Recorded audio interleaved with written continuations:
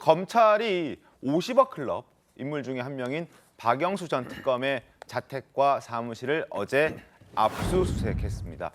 자, 박 전 특검 대장동 일당과 우리은행을 연결해주고 200억 원대의 금품을 제공받기로 약정을 한 혐의입니다.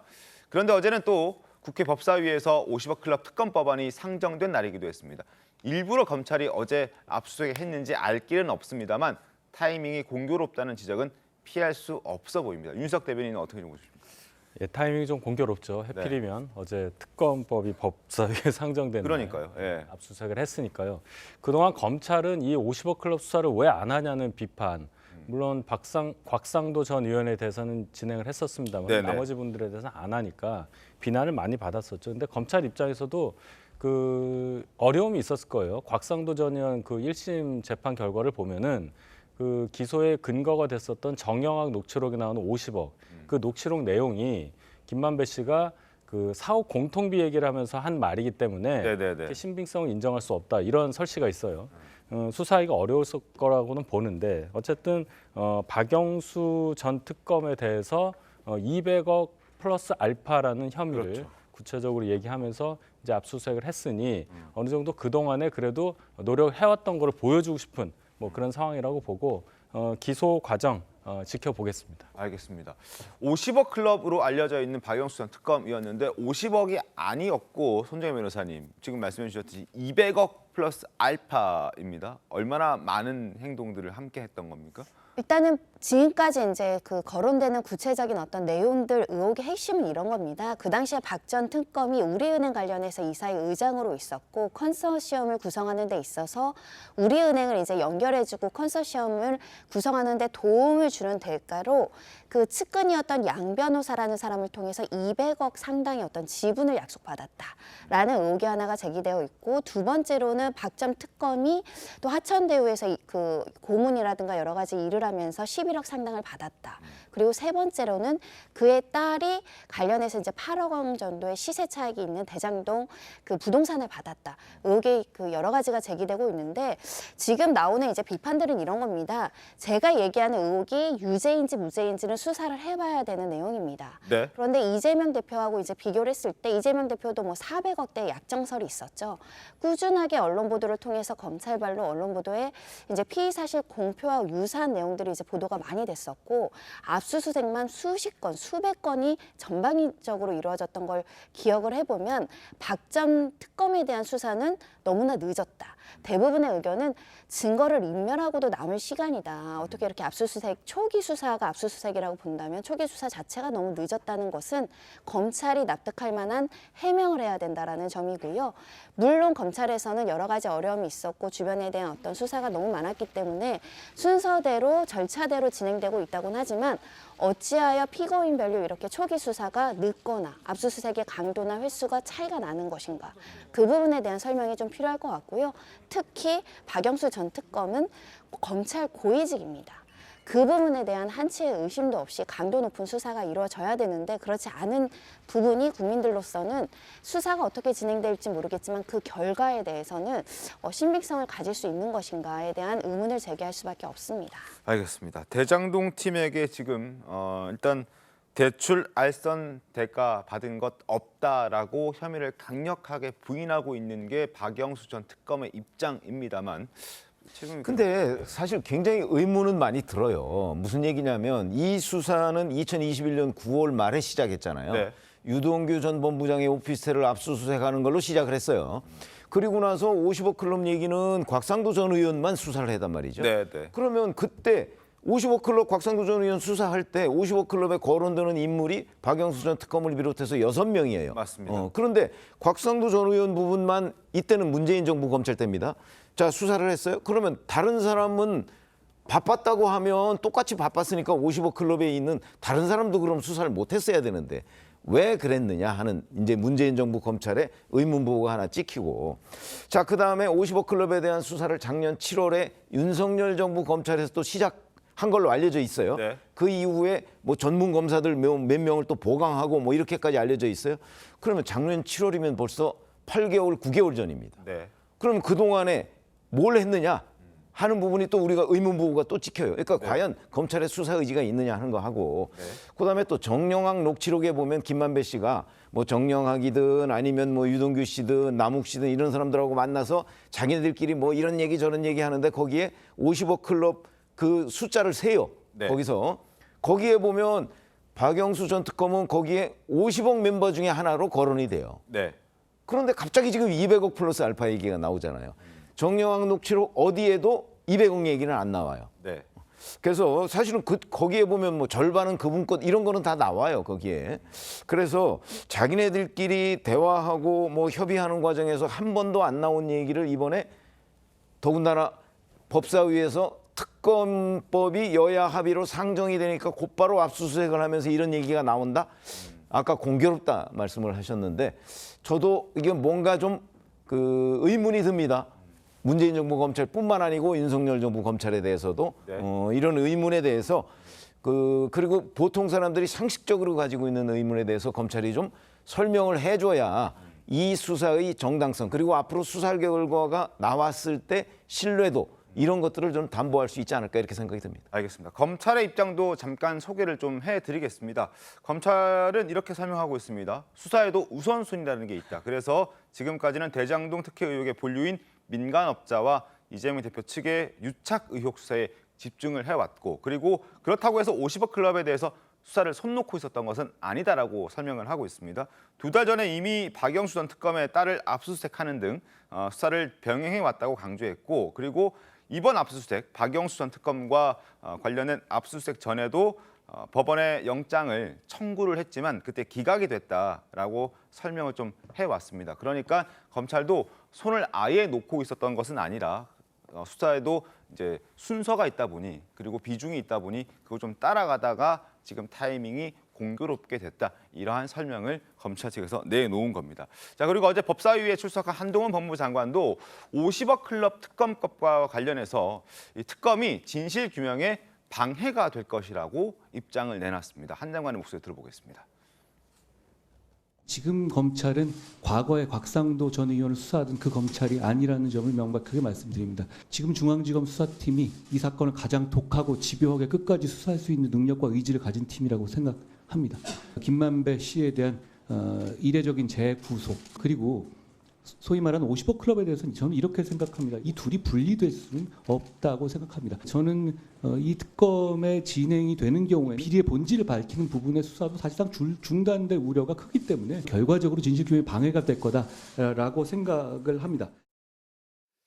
자, 지금 중앙지검은 충분히 독하고 면밀하고 치밀하게 수사할 수 있는 중앙지검이다. 그렇다면 과거 중앙지검에서 수사했던 것들이 좀 미흡했기 때문에 이번에는 믿고 기다려주면 성과를 보여주겠다. 이런 얘기를 하는 거잖아요.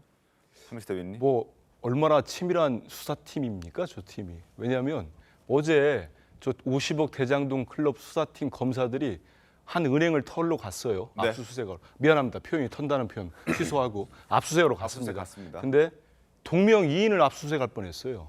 동명이인을. 그분을 압수수색에서 그분 핸드폰을 가져갔는데 그분이 밝히고 싶지 않은 거 나오면 한 인생이 망가질 수도 있습니다. 저는 저 한동훈 장관 말 정말 100% 전혀 못 믿겠는데요. 그렇게 철저하고 대단하고 능력을 갖춘 수사팀이 의지를 갖고 있는데 다른 사람 압수수색으로 갑니까? 말도 안 되는 소리고요. 우리가 정말 여야 없이 지금 검찰의 의도를 의심하잖아요. 저도 의심할 수밖에 없습니다. 왜냐하면 저 한 장관 돈 봉투 부스럭거리는 소리 또 들었잖아요, 우리. 네. 그때 어마어마했습니다. 돈 봉투가 부스럭거리고 녹음이 되고 정말 어마어마한 노웅래 의원은 중범죄자로 몰아붙였어요. 그분 언제 기소한 줄 아십니까? 얼마 안 됐어요.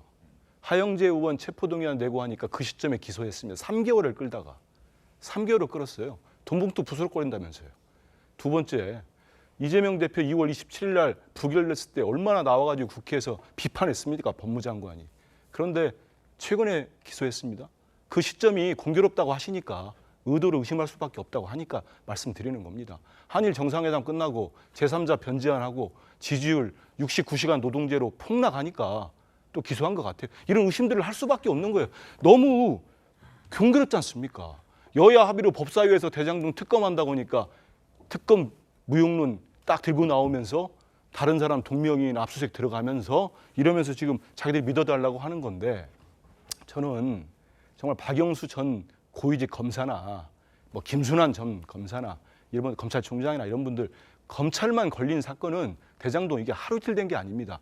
우선순위 얘기하는데 병행을 하든지 제 생각에는 우선순위를 둔다면 여기를 먼저 파고들었으면은 어찌 보면 대장동 수사 지금 실체가 정말 드러났을 거예요. 알겠습니다. 검찰과 대장동 업자들 간의 유착 카르텔이 공고하다는 거 이제 우리 국민들이 많이 의심하고 있고 알고 있습니다. 그래서 지금이라도 철저히 해야지 말로 철저히 한다고 다른 데 찾아가서 압수수색하고 이런 짓 하지 말고 진짜 의지를 보여달라. 곽상도 때처럼 또 무죄 나면은 검찰 국민들로부터 엄청난 비판 받을 겁니다. 네, 압수수색을 다른 사람한테 갈벌한 거는 뭐 제가 드릴 말씀은 없는데 딱 한 가지만 수정할 거는 왜 그럼 노웅래 의원 기소가 그렇게 늦어졌느냐. 증거로 인정될 만한 그 음성 파일이 뭐 3만 개나 됐대요. 그걸 다 일일이 분석을 하고 기소에 연결시키다 보면 시간이 많이 걸린다. 그 말씀을 제가 꼭 한번 드리고 싶습니다. 알겠습니다. 자, 어찌됐든 박영수 전 특검의 압수수색으로 이제 50억 클럽과 관련된 사람들에 대한 수사도 본격적으로 속도가 붙을 것으로 보입니다. 일단 검찰이 생각하고 있는 주요 수사 대상은 이렇게 4명으로 압축된 상태입니다. 곽상도 전 의원 이미 수사 진행됐고 재판도 한 차례 받았죠. 박영수 전 특검 그리고 권순일 전 대법관, 김순환 전 검찰총장 이렇게 4사람이 있고 이 외에도 거론됐던 인물은 2사람이 더 있는데 거기에 대해서는 아직 언급이 없는 것 같습니다. 자, 상황을 좀 지켜보겠습니다. 특검법이 지금 올라간 상황에서 상정이 된 상황에서 어제 또 공교롭게 압수수색이 진행됐다는 점 이런 부분들까지 한번 짚어봤고 그리고 어제 국회 법사에서도 이러저러한 일들이 상당히 많았는데 그중에서도 김의겸 의원과 또 한동훈 장관의 설전이 있었습니다. 목소리 들어보겠습니다. 동결된 자산 2천억 가운데에는 윤석열 대통령의 부친 집, 김만배의 누나가 사준 집도 포함되어 있죠. 그 얘기를 아직도 하십니까? 맞는지 안 맞는지만 이야기하세요. 포함이 되어 있습니다. 포함이 되어 있고 관련해서 그러면 김만배의 누나 조사한 적이 있습니까? 제가 구체적인 그 범죄 수사 내용은 잘 모르겠습니다. 의원님, 김만배 씨가 아니요, 윤석열 맞는지 대통령의 안 맞는지 가족 하십시오. 재산을 산 것이 잘못됐다는 어떤 그런 논리적인 얘기가 지금 도출이 안 되는 상황 아닌가요? 이미 끝난 얘기 아닌가요? 아니요, 검찰이 하나도 수사를 하지 않고 해명하지 않기 때문에 지금 의원님이 말씀하신 그렇습니다. 특검은 그것도 수사하겠다는 취지신가요? 전 들어가야 된다라고 생각합니다. 김만배 누나가 이 집을 산 게 2019년 4월에 샀습니다. 그런데 바로 그 직전에 대장동 수익이 분배가 됩니다. 의심을 할 수밖에 없는 거죠. 그 복도법 또- 통해서 한 거 아니었습니까? 네? 부동산 중개업자 통해서 한 거 아니었던가요? 시가대로? 돈 이야기 하고 있지 않습니까? 부동산 아니죠. 중개업자 이야기가 아니고. 아니죠. 그리고 아니죠. 자, 그걸 그렇게 부동산 말씀하시면 중개업자라고 그거 오해하시죠. 이야기하시는데 사람들이 일단 부동산 업계의 현황에 대해서 의원님이 누구보다 잘 아시지 않습니까? 자, 예, 뭐 이제 그 흑석 동 관련된 이야기 때문에 아마 부동산과 관련해서는 김의겸 의원이 가장 잘 알지 않느냐 이렇게 한동훈 장관이 얘기를 했는데 어찌됐든 김의겸 의원은 특검에도 김만배 씨 누나가 윤석열 대통령의 부친의 집을 거래했다는 부분도 넣어야 한다. 이 부분도 의혹을 명명백백히 밝혀내야 한다 이렇게 얘기를 하고 있는데 사실 이 부분은 상당히 좀 의혹이 해소된 건 아닌가 싶은 생각도 해소됐죠. 지난 대선 기간에 하도 많이 나와서 제가 아직 외우고 있어요. 당시에 연희동에 있는 2층 단독주택을 찾은 게 김만배 누나입니다. 네. 근데 우연이 아니죠. 윤석열 대통령 부친이 연희동에 2층 단독주택을 갖고 있었고 당시에 그 계단 있는 집이라 고령의 그 계단 오르내리기가 어려워서 집을 내놨단 말이죠. 그럼 연희동에 있는 2층 집을 내놓은 사람이 그럼 몇 명이나 있느냐? 3개가 나와 있었대요. 그 중에 한 집을 김만배 누나가 산 거예요. 자, 그러면 하나 더. 만약에 그 집을 비싸게 팔았으면 지금 김의겸 의원이 주장하는 뭔가 특검의 대상이 될 수도 있다고 보는데 네.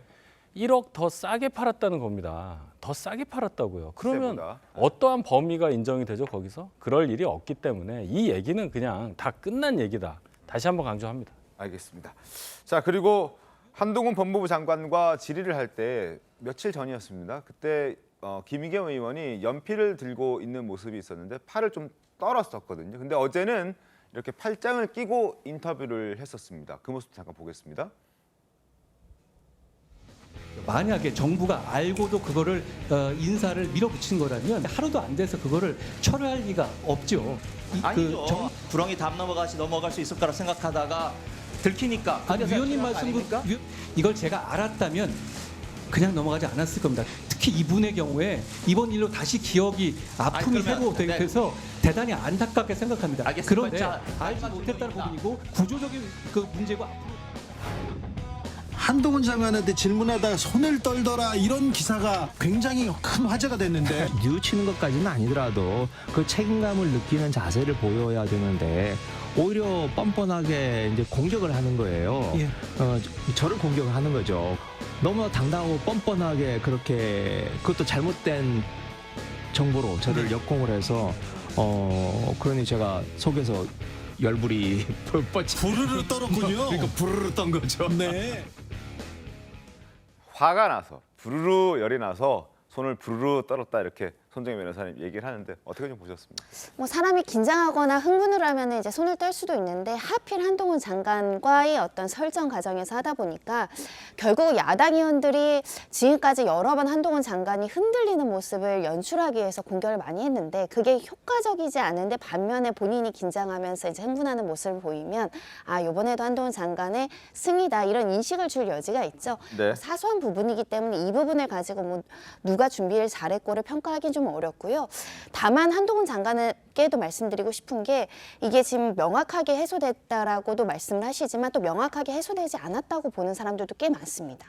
사실은 우연의 일치인지 합법적인 거래를 가장해서 어떤 커넥션을 공고하기 위한 여러 가지 정황인지는 사실은 구체적인 수사가 이루어진 적은 별로 없잖아요. 그 부분에 대해서는 이거는 뭐 일단락 된 거다 정상 거래였고 부동산 중개 거래를 통해서 합법적으로 거래했기 때문에 아무 문제가 없다는 설명보다는 그 당시에 어떤 구체적인 경위 이런 것들을 조금 더 설명을 해주시는 것이 국민들이 납득하기 좀 좋지 않을까라는 생각이 들고요. 네. 이렇게 말씀드리는 건 관계 때문에 그렇습니다. 김만배 씨 누나가 화천대유랑 전혀 상관이 없으면 이런 문제는 애초에 제기되지가 않는데 화천대유라는 지금 김만배 씨가 범죄 수익을 은닉하고 가장했다라는 그 화천대유 소유자가 누나였기 때문에 그 누나가 그 매입 자금이나 이런 것들을 그 부동산을 샀다라고 한다면 그러면 연결성이 있는 거잖아요. 그걸 끊어주는 검찰의 노력이 필요한데 이 부분은 아예 말이 안 되니까 수사조차 하지 않겠다. 이런 식으로 이제 답변을 하다 보니까 계속 야당 의원들이 질의를 하고 또 별로 수사 결과 나오지 않은 구체적인 어떤 추상적인 사실관계로 공방을 하다 보니까 좀 피곤한 소모전이 계속되고 있다라고 지적하고 싶습니다. 알겠습니다. 짤막하게 얘기하면 부동산 그 거래 액수가 기록된 거래 계약서가 있어요. 더 이상 의문의 여지가 없는 거죠. 그건 만약에 그거를 아니 거래 계약서가 있는데 그럼 거래 계약서도 못 믿겠다 이렇게 나오면 그렇게 따지면 뭐 이건 처음부터 얘기가 저는 안 되는 거라고 보고 그래서 대선 때도 민주당이 이 공격을 하다가 만 거 아닙니까? 저는 그렇게 정리할 수 있다고 봅니다. 알겠습니다. 윤석 대변인님 그리고 김의겸 의원이 얘기하는 걸 쭉 들어보다 보면 한동훈 법무부 장관이 잘못된 정보로 자기를 공격했다라고 얘기를 하는데 사실 잘못된 정보하면은 우리가 김의겸 의원을 지적 안 할 수가 없는 것 아니겠습니까? 그러니까 이제 김의겸 의원이 저런 논리 구조와 네. 어떤 생각을 가지고 한동훈 장관을 자꾸 공격을 하면은 질 수밖에 없어요. 손 떠는 거 이상으로 반응할 수밖에 없을 겁니다. 그러니까 조금 더 차분하게 감정을 앞세우시지 말고 사실에 근거해서 이렇게 조목조목 공격을 해야지 자꾸 저렇게 얘기하시면 김의겸 의원 대변인 직에서 물러나시긴 했지만 계속 뉴스의 중심에 있을 수밖에 없다고 저는 봐요. 알겠습니다.